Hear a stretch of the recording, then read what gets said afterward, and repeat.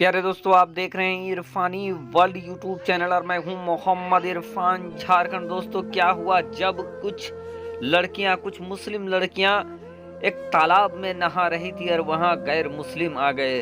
दोस्तों, दिलचस्प वाकया, सनसनीखेज वाकया जो आपको सोचने पर मजबूर कर देगा। और फिर जो कुछ होता है दोस्तों, उसको जानकर यकीनन आपके रोंगटे खड़े हो जाएंगे। तो दोस्तों, वीडियो का आगाज करें उससे पहले आपसे अदबन गुजारिश करना चाहेंगे कि अगर अभी तक आपने चैनल को सब्सक्राइब नहीं किया था तो चैनल को कर लीजिए सब्सक्राइब, बेल के बटन को कर दीजिए ऑन और ऑल नोटिफिकेशन के ऑप्शन को दबा लें। दोस्तों, एक जगह पर तालाब पर कुछ मुस्लिम लड़कियां नहा रही थी। नहाने के वक्त दोस्तों कुछ गैर मुस्लिम वहां पर आ धमकते हैं। जब गैर मुस्लिम वहां पर आ धमकते हैं और उन लड़कियों की निगाह उन पे पड़ती है तो पता चलता है कि ये बादशाह और बादशाह के सैनिक हैं। बादशाह और बादशाह के सैनिक को देखने के बाद कुछ लड़कियां तालाब से फौरन निकल जाती है और बाहर निकलकर खड़ी हो जाती है। तो कुछ सैनिक दूर में खड़े हो जाते हैं। बादशाह तालाब के सामने आ जाता है तो देखता है कि जो लड़कियां नहा रही थी उनमें से एक लड़की पानी के अंदर है।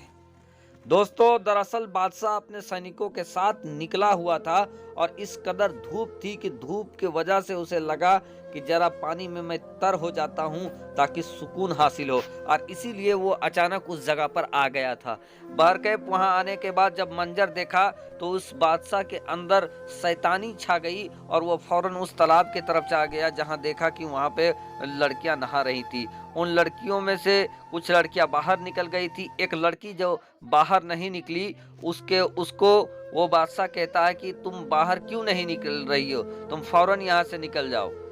वो लड़की कहती है कि बादशाह, दरअसल मैं इसलिए बाहर नहीं निकल रही हूँ कि मैं बिना लिबास के हूँ, मेरा लिबास दूर रखा हुआ है और मैं एक मुस्लिम लड़की हूँ और मैं बगैर पर्दे के मैं बाहर नहीं जा सकती हूँ, तो आप खुदा के वास्ते यहाँ से चले जाएं। बहरकैफ इतना सुनना था कि वो बादशाह वो कहता है, वो गैर मुस्लिम बादशाह कहता है, अब तो मैं बिल्कुल ही तुमको दिखाऊंगा। मैं तुझे हुक्म देता हूं कि तुम फौरन उसी तरह जिस तरह तुम पानी में हो फौरन बाहर निकलकर चले आओ। क्योंकि दोस्तों, उस बादशाह के अंदर हवस आ गया था और वो हवस में पागल हो गया था। बादशाह अब एक लड़की के हुस्न में पागल हो गया था। वो लड़की देखने में भी हसीन व जमील थी, खूबसूरत थी। उसके हुस्न में आकर इसके अंदर शैतानी और शैतानी वसवसे पैदा हो गए। वो उस लड़की को कहने लगा कि तुमको इसी हालत में पानी से बाहर निकलना पड़ेगा। अब वो लड़की ये सोचती है कि या अल्लाह, ये बादशाह तो किसी भी तरीके से मान नहीं रहा है, अब मैं क्या करूं, अपनी इज्जत को कैसे बचाऊं। वो लड़की तरकीब लगाती है और कहती है कि बादशाह, मैं तो आपके हुक्म की तामीर करके अभी इस पानी से बाहर निकल सकती हूँ, लेकिन बादशाह आप खुद सोचे कि यहाँ पर आपके सैनिक भी मौजूद हों, यहाँ मेरी सहेलियां भी मौजूद हैं, और अगर मैं पानी से निकल जाऊं इसी हालत में तो आपके सैनिक भी मुझे देख लेंगे, मेरी सहेलियां भी मुझे देख लेगी इस हालत में, और फिर मैं आपके काबिल नहीं रहूंगा। तो बादशाह, आप ऐसा करें कि आप अपने महल चले जाएं, मैं खुद बखुद कल मैं आपके महल चली जाऊंगी। इतना सुनना था कि बादशाह खुश हो जाता है और उसको ये मशवरा भी सही लगता है। वो कहता है ठीक है, और अपने सैनिकों के साथ बादशाह वहां से वापस लौट जाता है। इधर बादशाह महल में आने के बाद उसके हुस्न में डूबकर उसको ऐसा लग रहा था कि जितनी लड़कियों को देखा है सबसे ज्यादा खूबसूरत वही लड़की थी जो पानी में थी। उसके हुस्न में वो पागल हो जाता है। वो इंतजार करने लगता है कल का। कल बीत जाता है लेकिन लड़की वहां पर नहीं आती है। अब बादशाह गैसो गजब में आ जाता है। गुस्से में अपने सैनिकों को कहता है कि जाओ और उस लड़की का पता करके आओ। जब बादशाह के सैनिक वहां जाते हैं तो पता चलता है कि वो लड़की एक सुनार की बेटी है और उसके घर में ताला लगा हुआ है। बादशाह को आकर सारा माजरा उसके सैनिक बता देते हैं। बादशाह ये कहते हैं कि फौरन तुम लोग हर जगह पर मुनादी करवा दो और उस लड़की और उसके बाप को पकड़कर मेरे सामने लेकर आओ। तमाम जगह पर मुनादी कर दिया जाता है, लेकिन कोई खबर नहीं।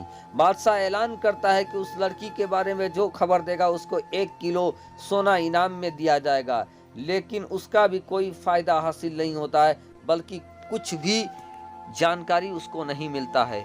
अब बादशाह उस लड़की के हुस्न में इस कदर पागल हो गया था कि उसने खत लिखा अपने पड़ोसी राजा को और उस लड़की को ढूंढने में मदद मांगी, लेकिन उसके बावजूद भी कोई भी कामयाबी हासिल नहीं हुआ।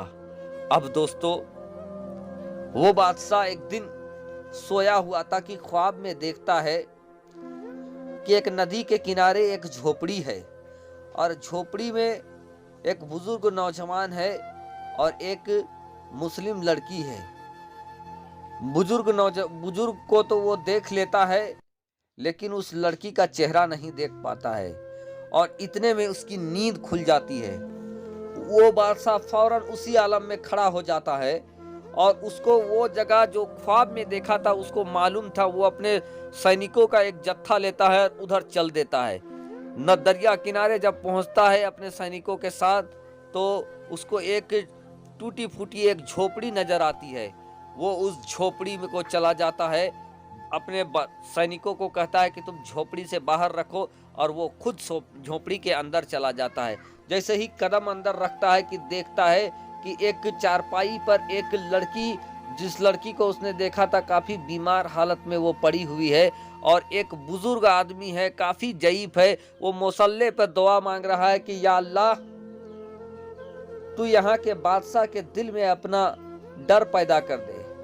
या अल्लाह, मैं कब तक छुपी फिरूंगी। यहाँ के बादशाह जो इज्जत बचाने वाला होना चाहिए था, वो इज्जत लूटने वाला हो गया है, और उसके डर से मैं छुपता फिर रहा हूँ। वो मेरी बेटी के साथ गलत काम करना चाहता है और अपने मुकद्दर में जहन्नम लिखवाना चाहता है। ए अल्लाह, तू उसको जहन में तू रियाया का क्या हक है वो डाल दे। उसके जहन में ये डाल दे कि बादशाह सभी रियाया का इज्जत बचाने वाला होता है, इज्जत लूटने वाला नहीं होता है। या अल्लाह, तू रहम कर, मैं अपनी बेटी को लेकर कहां कहां भागता फिरूंगा। दोस्तों, जब ये हालत देखा तो उस बादशाह के अंदर अजीब सी कैफियत आ जाती है। वो बादशाह उस बुजुर्ग के सामने बैठ जाता है और कहता है कि बाबा, मैं बहुत शर्मिंदा हूँ कि मेरी वजह से तो आप लोगों को इतना मुसीबत उठाना पड़ा। और उसके बाद बादशाह और उसकी बेटी को वो अपने महल बुलवाता है।